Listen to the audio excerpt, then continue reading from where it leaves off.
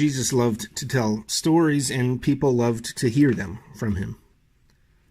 He would tell short stories, simple stories, and yet stories that had profound wisdom inside of them. One of those stories goes like this. A farmer went out to scatter seed. As he was scattering seed, some fell on the path, and birds came and ate it. These days, fewer and fewer of us are relying on agriculture for our primary income or even for our own food. And yet still, gardening continues to be a popular hobby. People garden to make their homes more beautiful. People garden to grow food for their own tables. People will garden on rooftops as a way of managing heat and energy and doing something productive with urban spaces. We still garden whether or not we are farmers. And so, we understand how seeds and plants work. And it leaves us to wonder, who exactly is this farmer, that the farmer is spreading seeds so recklessly that the seed is ending up on the path? Obviously, if the seed is there, it'll get trampled on, or birds will come and eat it. Jesus continues. Other seed fell on rocky ground, where the soil was shallow. They sprouted immediately because the soil wasn't deep. But when the sun came out, it scorched the plants, and they dried up because they had no roots.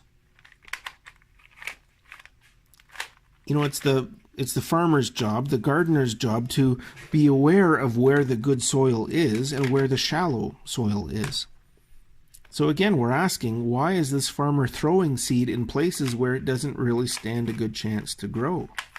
Or why doesn't the farmer remove the soil, remove the rocks from the soil to give the seed a better chance?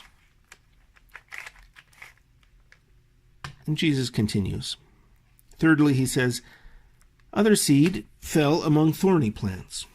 And the thorny plants grew and choked them out. Again, why are these thorns even here?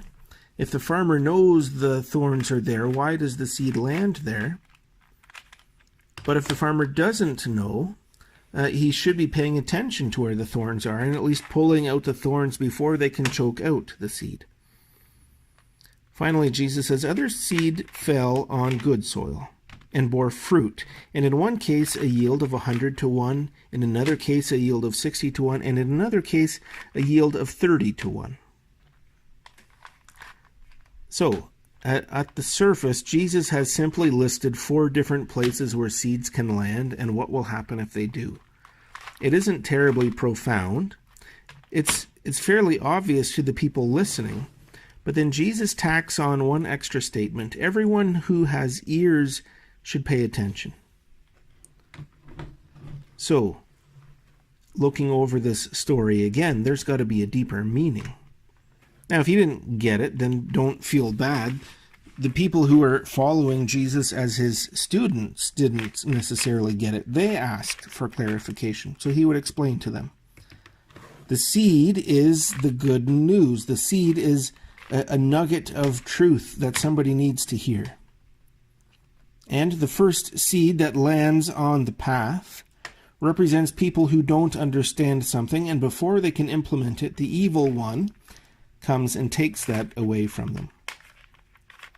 The second seed is people who are shallow, people who will hear something good, and they will immediately receive and celebrate it, but because their roots aren't deep, because they don't have patience, because they aren't resilient, as soon as that is tested, as soon as the good news is tested, they will fall away.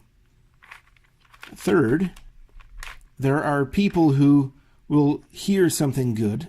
They will see that it needs to be implemented, but because of the fears and the worries of their life, because of their pursuit of wealth, they will set aside the seed. They will set aside the good news and instead focus on the worries and their wealth. Finally, people who will receive the good news implement it, and it will bear fruit, making the world a better place. This is ideal. But now we start to see this parable was never about the farmer or about the seeds. It was about the soil. And we are the soil. But it isn't just a matter of it being our souls and our minds. Most of us will fall into the third category. This is our story. And we can't simply remove the worries from our mind. We have to separate ourselves from the pursuit of wealth and from the temptations of wealth and from the stresses of the day-to-day life that plagues Western society. We can't simply remove it from ourselves. We have to remove ourselves from those worries and from those stresses.